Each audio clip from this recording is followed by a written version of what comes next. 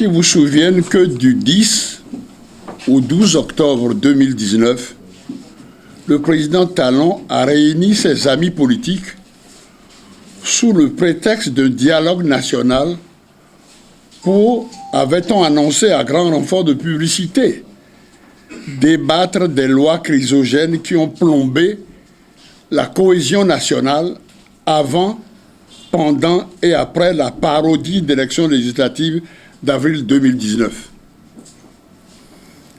Tout le monde se doutait de ce qu'une telle démarche, du reste insolite, allait apporter à la décrispation tant souhaitée par notre peuple.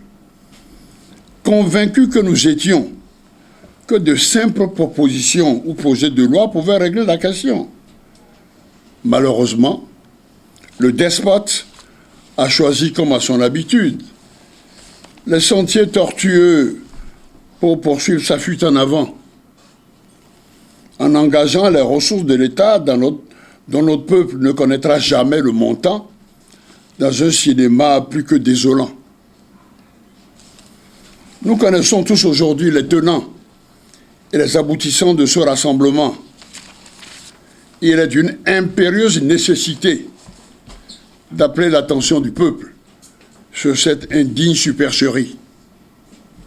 En effet, prévue pour être une assemblée qui devait débattre des voies et moyens pour une sortie de crise, on se trouve brutalement transporté sur notre planète, car le forum s'est surtout préoccupé des questions d'un agenda caché, telles que des élections générales.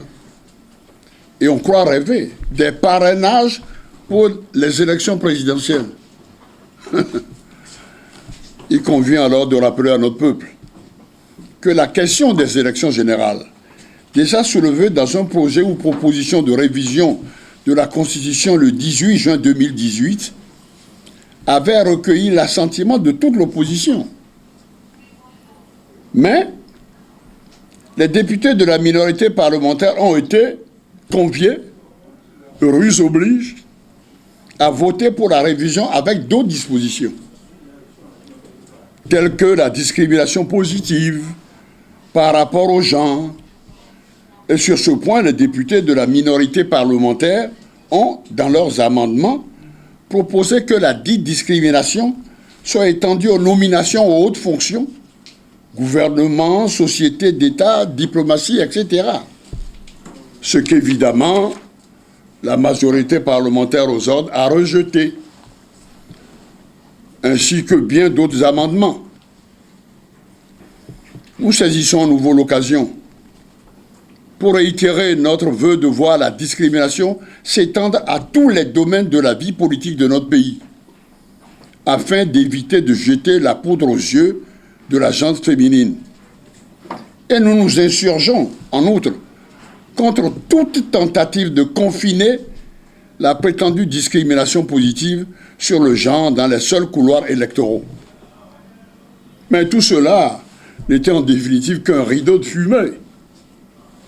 Le but réel de la réunion du Palais des Congrès, prélude à une troisième tentative de modification de notre Constitution, a été évoqué dans le compte rendu du Conseil des ministres du mercredi 23 octobre 2019.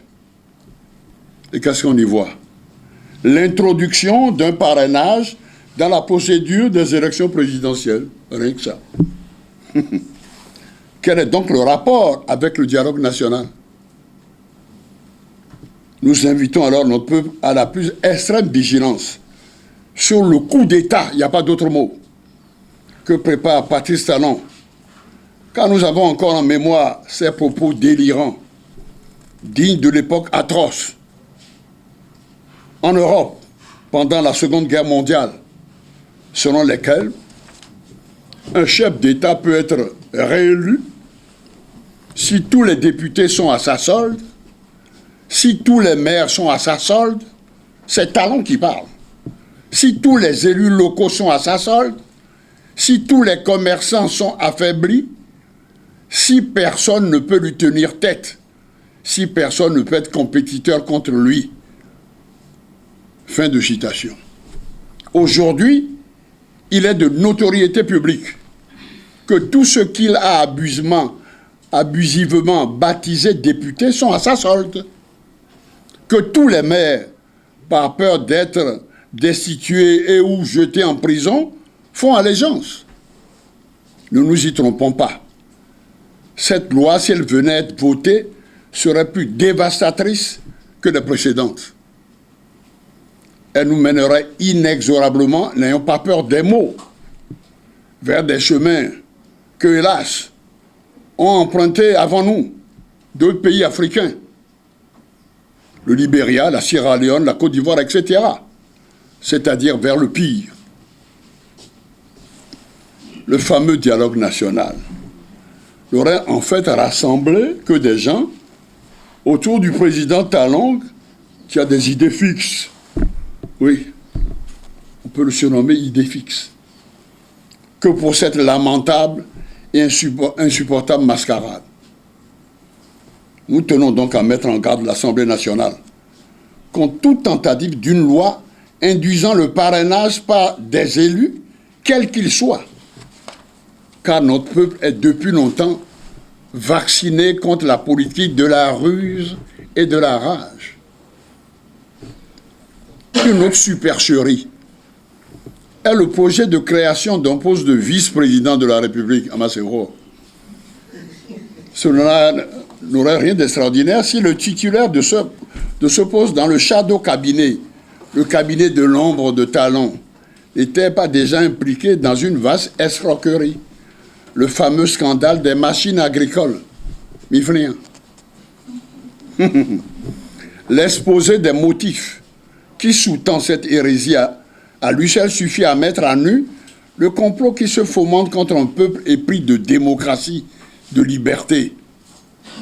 Le délai accordé par l'article 50 pour l'élection d'un nouveau président de la République en cas de vacance du pouvoir est très court. Combien de fois avons-nous déjà eu recours à cet article? Si le président Talon, pour des raisons qui lui sont personnelles et tenues bien secrètes, pense quitter le pouvoir avant terme, c'est son problème. Mais de là à vouloir imposer à notre peuple l'horreur, serait la pire des provocations. Et le peuple serait en droit de livrer un combat acharné pour la préservation des acquis de la conférence nationale souveraine. C'est tout notre peuple qui en a décidé. Ainsi, en son temps, par référendum, et Talon est disqualifié pour se substituer à la volonté populaire. Nous connaissons hélas les origines et les dessous de cette machination. Nous connaissons surtout la profession de foi de l'homme qui sévit à la marina, l'homme qui voulait assassiner son prédécesseur, l'homme qui est le descendant, vous le savez tous, du directeur du fort négrier français Saint-Louis de Grégoire à Ouida, et qui a essayé de faire main basse, sans appel d'offres, sur les 10 usines de la Sonapa, 10 usines de coton. Voilà l'homme que nous avons en face de nous. Alors donc, cet homme veut avoir tout le monde à sa solde. Et quelle revanche, quand on connaît les difficultés qu'il a eues dans ses études. Mais que des professeurs d'université s'en rendent complices est désolant. Oui. Il faut toutefois leur rappeler que ceux qui se rendent coupables de fautes lourdes contre la démocratie en répondront au plus vite. Car un peuple affamé, bafoué, humilié est souvent impitoyable. Quant au tapage fait autour d'une certaine loi d'amnistie, il nous paraît urgent, indispensable, d'apporter les précisions suivantes. 1. Les crimes commis au cours de la période post-électorale. Je fais allusion aux tueries de Kadiaou, de Kandi, de Tchaourou, de Savet, ne peuvent rester impunis. Les auteurs de ces crimes odieux ne peuvent bénéficier d'une quelconque loi d'amnistie, car ils doivent répondre de leur forfait devant la justice. Il est impossible que le président Talon ferme les yeux sur l'assassinat de nos compatriotes innocents et n'ait aucun égard pour les proches des victimes, qui réclament toujours les corps, qu'il veuille protéger des soldats criminels. Notre peuple n'acceptera jamais cette seconde mort de nos compatriotes. De même, dans un souci d'apaisement, il est évident de faire appliquer cette loi à M. Sébastien Adiavon, poursuivi et condamné par une cour aux ordres spécialement créée pour régler des comptes aux adversaires politiques et à toutes les victimes de la dictature. Nous invitons donc le président Talon à emboîter le pas à ses collègues du Sénégal et du Cameroun, qui ont récemment posé des actes qui vont dans le bon sens. Troisièmement, quant à nos compatriotes, que le pouvoir dit de la rupture dans l'histoire de l'Afrique, c'est la traite négrière et le colonialisme. Jamais 203. Mais ben.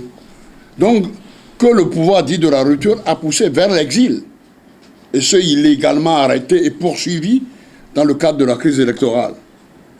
Un simple acte administratif portant arrêt des poursuites réglerait très facilement le problème, comme l'a fait un chef d'État à l'un de ses compatriotes qui a tenté de lui ôter la vie par empoisonnement.